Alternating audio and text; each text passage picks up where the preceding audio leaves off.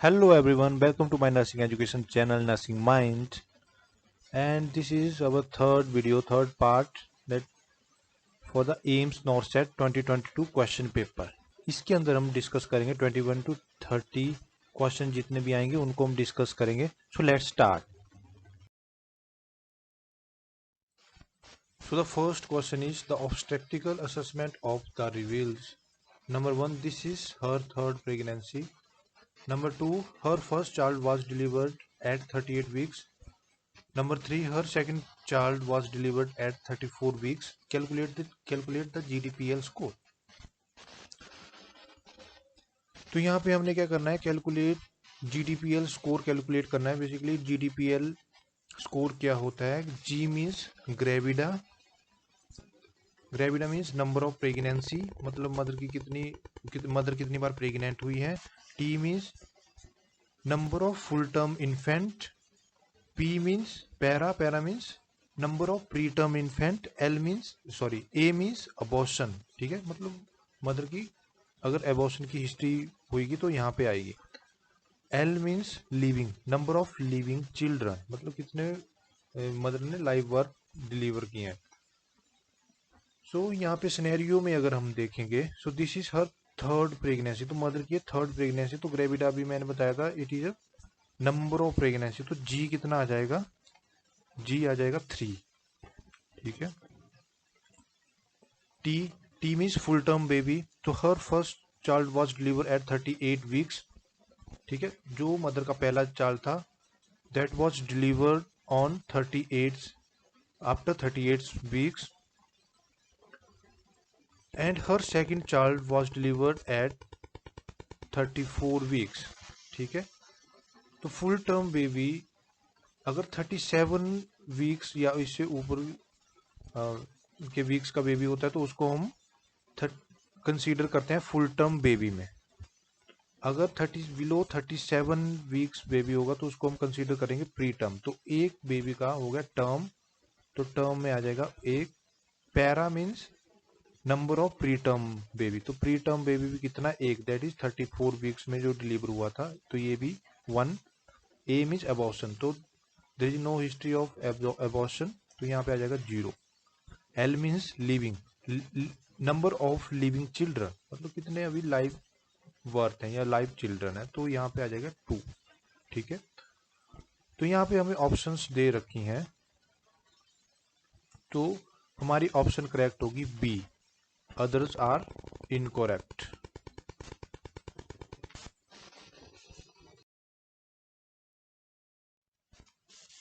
So question number 2, the standardized test of gross and fine motor skills for the adult. तो इस question में पूछा क्या गया है, ऐसा कौन सा स्टैंडर्डाइज टेस्ट है जो कि यूज होता है gross and motor fine motor skills को एसेस करने के लिए इन द एडल्ट्स। ठीक है, तो यहाँ पे ऑप्शन है, option A Glasgow coma scale, option B pain assessment scale, option D Denver development screening test, D Bruininks Oseretsky test. So there is 4 option and you have to choose one option. अगर हम इसका A option देखें तो यहाँ पे क्या है, option A में Glasgow coma scale. So Glasgow coma scale is use for assessment of level of consciousness in adults. ठीक है, तो ये तो नहीं होगा। Option B is pain assessment scale. ठीक है, तो obviously pain assessment scale is use for assess the level of pain. ठीक है, option C is Denver development screening test. So Denver development screening test is use to assess the normal डिवॉल्वमेंट of children, कि children की कितनी डिवॉल्वमेंट हो रही है, तो ये सब कुछ हम असेस करने के लिए डेनवियर डिवॉल्वमेंट स्क्रीनिंग टेस्ट यूज करते हैं। तो हमारे पास ऑप्शन डी रह गया, तो option D is Bruininks Oseretsky test. ठीक है, जो ब्रूनिक्स ऑस्केरेस्की टेस्ट है that is use for the assessment of gross and fine motor proficiency, मतलब मसल्स का कितना कोऑर्डिनेशन है, coordination of muscles, mobility, stability and strength, ये सब कुछ हम असेस करते हैं ब्रूनिक्स ऑस्केरेस्की टेस्ट। तो इसका राइट ऑप्शन क्या है? Option number D, that is Bruininks Oseretsky test.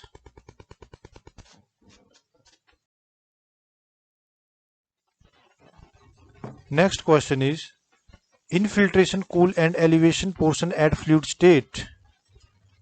यहाँ पे क्वेश्चन है पर्सन का जो एरिया है that is infiltrate, cool and elevation portion, ये कौन सा फ्लूइड रिप्रेजेंट करता है? तो option A is transudate, option B is inflammation, option C is edema, option D is both A and B. So option A के अंदर अगर हम देखेंगे, सो ऑप्शन ए के अंदर क्या है, दैट इज ट्रांजुडेट। सो ट्रांजुडेट क्या है? Thin and watery fluid which contain few cells and protein. ठीक है। Option B is inflammation. ठीक है, इन्फ्लामेशन क्या है? The process where the body reacts to external stimulus and causes swelling in the region. ठीक है, इन्फ्लामेशन में क्या होता है? स्वेलिंग हो जाती है, बट जो स्किन होती है that will be warm, not a cool. And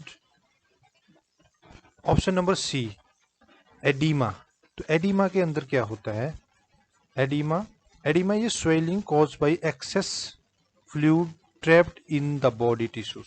ठीक है, जो बॉडी टिश्यूज के अंदर बहुत ज्यादा अगर फ्लूइड ट्रैप हो जाता है तो उसके कारण क्या हो जाता है? Oedema. So it's right answer is oedema.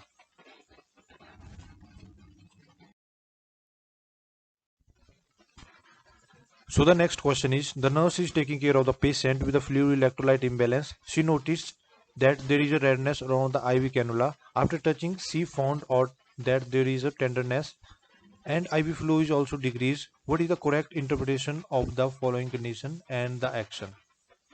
तो यहाँ पे नर्स क्या करिए? Taking care of the patient with the fluid and electrolyte imbalance. Patient को क्या है? Fluid and electrolyte imbalance. She notice that there is a redness around the IV cannula. जो कि नर्स ने कैनुला लगाया था वहां पे नर्स नोटिस करती है देयर इज अ रेडनेस। ठीक है, वहां पे एरिया जो है वो रेड है। After touching she found out there is a tenderness. ठीक है, tenderness is when you palpate, जब हम टच करते हैं या किसी भी चीज को पाल्पेट करते हैं तो वहां पे अगर पेन होता है तो दैट इज टेंडरनेस। तो पेशेंट को पेन भी है। And the IV flow is also decrease. जो कि आईवी फ्लो है, जो कि हमने फ्लूइड लगाया है उसका फ्लो भी अच्छे से नहीं है, ये भी नर्स ने नोटिस किया। What is the correct interpretation for the following condition and the action? ठीक है, तो अब इसकी क्या इंटरप्रिटेशन है? पेशेंट को हम क्या डायग्नोस, नर्सिंग डायग्नोस कर सकते हैं और इसके लिए हम कौन सा एक्शन ले सकते हैं? बेसिकली क्वेश्चन ये है। तो यहाँ पे ऑप्शन नंबर ए है, the finding is the normal after cannulation continue the IV flow. तो ऑप्शन ए में क्या बोला है? जो कैनुलेशन मतलब हमने कैनुला लगाया उसके बाद ये नॉर्मल है फाइंडिंग और हम आईवी फ्लो को कंटिन्यू कर सकते हैं। Option B, the finding is abnormal, there is a sepsis, stop the IV flow and remove cannula. ठीक है, ऑप्शन बी में क्या है? फाइंडिंग इज एबनॉर्मल और नर्स इंटरप्रेट करती है कि ये सेप्सिस है, मतलब blood infection, and stop the IV flow and remove cannula. तो इसके अंदर हम क्या करेंगे? कैनुला को रिमूव करेंगे and it is sepsis. Option C, the finding is abnormal, there is a phlebitis, stop the IV flow and remove cannula. तो option C के अंदर हम क्या करेंगे? नर्स क्या करेगी? बी, नर्स ने इंटरप्रेट किया it is abnormal and there is a phlebitis. Phlebitis is basically vein inflammation of vein, मतलब सॉइलिंग, वेन के अंदर सॉइलिंग होगी, that is phlebitis, and stop the IV flow and remove cannula. Option number D, the finding is abnormal, wait for the physician to provide you the order. मतलब nurses ने क्या किया है? Interpret कर लिया है the finding is abnormal but I have to wait till the physician order. अगर मेरे को फिजिशियन ऑर्डर देगा उसके बाद मैं कोई भी एक्शन लूंगी। तो ये 4 ऑप्शन है, इनके अंदर आपको एक ऑप्शन चूज करना है। तो इसका राइट ऑप्शन होगा, इसका राइट ऑप्शन होगा option number C, the finding is abnormal, there is a phlebitis, stop the IV flow and remove cannula. ठीक है, जो कैनुला की सबसे बड़ी कॉम्प्लिकेशन होती है दैट इज फ्लेवाइटिस, क्योंकि कैनुला कहाँ जाता है? वेन्स के अंदर। So there is a risk for the injury in the vein. ठीक है, अगर वेन के अंदर इंजरी होगी तो वहां पे that will lead to inflammation, inflammation होगी, स्वेलिंग होगी, तो आईवी फ्लूइड सही से नहीं जाएगा, तो we have to remove the cannula. So option C is the right answer. Next question is, in burn patients isotonic fluid is given to prevent the risk of. तो यहाँ पे क्या है? क्वेश्चन है, इस क्वेश्चन में क्या पूछा गया है? जो बर्न का पेशेंट है उसको हम आइसोटोनिक फ्लूइड दे रहे हैं। सो ये किसको प्रिवेंट करने के लिए दे रहे हैं, कौन कौन से रिस्क को प्रिवेंट करने के लिए दे रहे हैं? तो option A is renal failure, option B is inadequate lung perfusion, option C is hypovolemia, option D is electrolyte imbalance. ठीक है, तो बर्न है, अगर पेशेंट को बर्न हो रखा है उसके अंदर there is a chance for the hypovolemia. ठीक है, सो इस answer right answer is option C, that is hypovolemia. Because burn के अंदर क्या होता है, जो एक्स्ट्रा इंट्रावेस्कुलर जो फ्लूइड है वो शिफ्ट करना शुरू हो जाता है एक्स्ट्रा सेलुलर स्पेसिस की तरफ। So there is a risk of hypovolemia. So इस right answer is C, option C.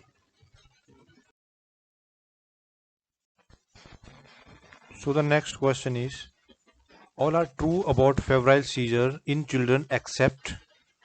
सो इस क्वेश्चन के अंदर हमने ये आइडेंटिफाई करना है कि इन 4 ऑप्शंस में से ऐसी कौन सी ऑप्शन है जो ट्रू नहीं है। ठीक है, regarding febrile seizure in children.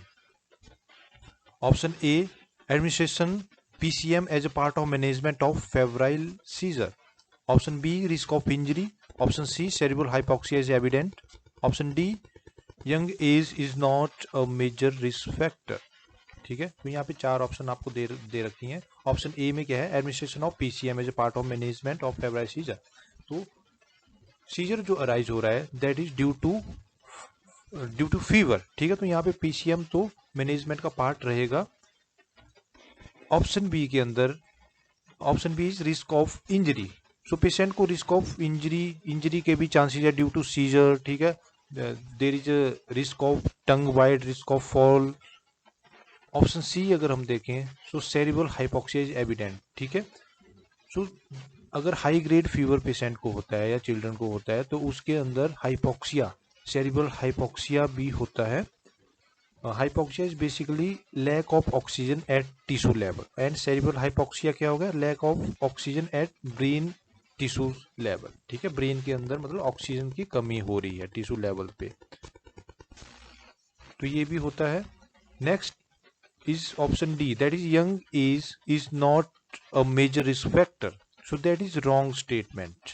ठीक है, young age is a major risk factor to about febrile seizure. ठीक है, so is right answer is young age is option number D, that is young age is not a major risk factor. So the next question is identify the given image below. तो यहाँ पे आपको एक image दे के रखी है, आपको इस इमेज को देख के आइडेंटिफाई करना है कि इन चारों में से कौन सा राइट ऑप्शन है। Option A is tinea corporis, option B is bed sore, option C is steam burn, option D is flame burn. ठीक है, तो इसके अंदर आप देख रहे हो there is circular rash, appearance of rash. So जो सर्कुलर रैश होता है वो क्या इंडिकेट करता है, दैट इज फंगल इन्फेक्शन। ठीक है, सो यहाँ पे टीनिया कॉर्पोरिस क्या है, एक फंगल है।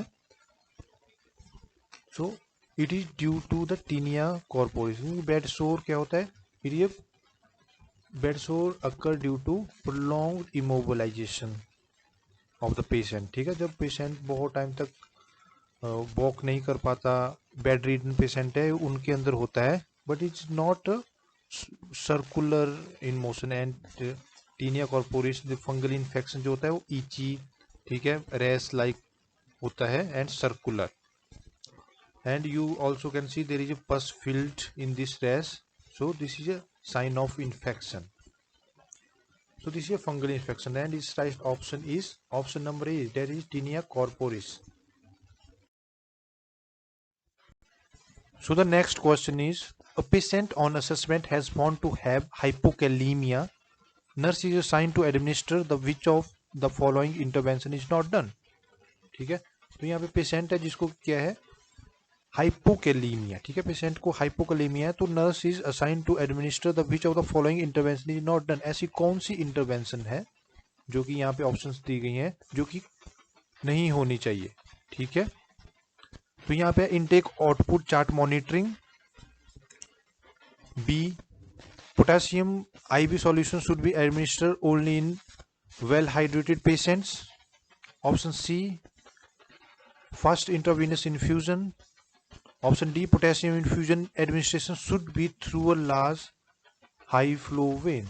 ठीक है, तो ऑप्शन ए क्या है, इनटेक आउटपुट मॉनिटरिंग। ठीक है, जब हम पोटेशियम देते हैं तो इनटेक आउटपुट मॉनिटरिंग होनी चाहिए। ठीक है, that is very very important. Option B क्या है, potassium IV solution should be administered only in well hydrated patient.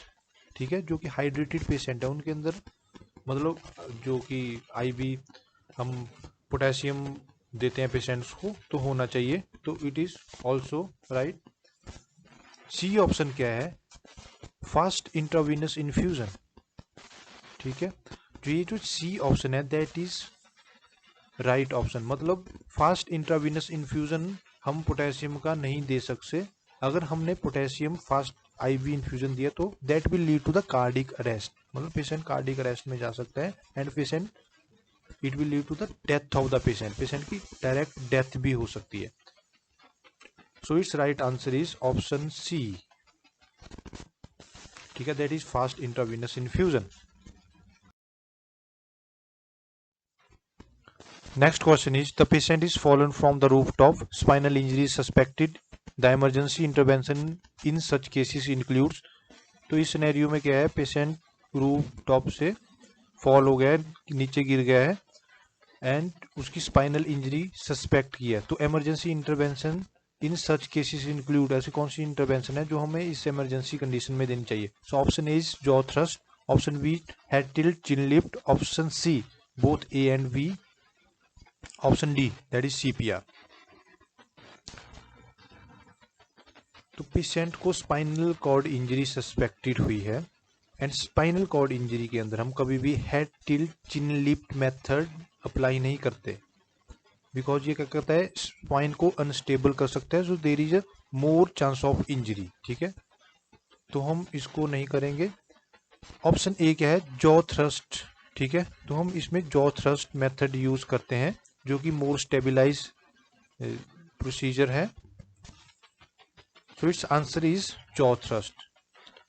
अगर आप देखोगे हेड टिल्ट चिन लिफ्ट में क्या करोगे, तो ये क्या कर रहा है, स्पाइनल कॉर्ड, ये जो है इस पोजीशन में स्पाइनल कॉर्ड और ज़्यादा इंजर्ड हो सकती है, सो इसको हम अवॉइड करेंगे। अगर आप जॉ थ्रस्ट को देखोगे, सो ये जो नेक्स्ट इमेज आप देख रहे हो that is a jaw thrust, तो इसके अंदर क्या है, स्पाइनल कॉर्ड जो है स्टेबिलाइज रहती है, तो ड्यूरिंग सीपीआर हम क्या करेंगे, जॉ थ्रस्ट मेथड यूज करोगे अगर आपने स्पाइनल कॉर्ड इंजरी सस्पेक्ट की है। So it's right answer is option A that is jaw thrust. So the next question is, patient is undergoing blood transfusion and suddenly patient shows complication of transfusion reaction. What will be the priority nursing intervention? ठीक है, इस question में क्या है, patient is undergoing blood transfusion, patient को हम blood transfuse कर रहे हैं, ब्लड एडमिनिस्टर कर रहे हैं, suddenly patient shows any complication of transfusion reaction, और उस दौरान क्या हो जाती है, ब्लड ट्रांसफ्यूजन से रिएक्शन हो जाती है पेशेंट को, तो नर्सिस की प्रायोरिटी इंटरवेंशन क्या होगी, इसके बाद हम क्या करेंगे। इसका ऑप्शन नंबर ए है stop the infusion and remove the cannula, option B stop the infusion, option C complete the transfusion and administer injection Avil, option D complete the transfusion and discard the bag. So it's right answer is option B that is stop the infusion. अगर हम कभी भी blood transfuse करते हैं और उस दौरान patient को कोई एलर्जिक रिएक्शन हो जाती है, तो हम सबसे पहले क्या करेंगे, इन्फ्यूजन को स्टॉप करेंगे। ठीक है, so the right answer is B.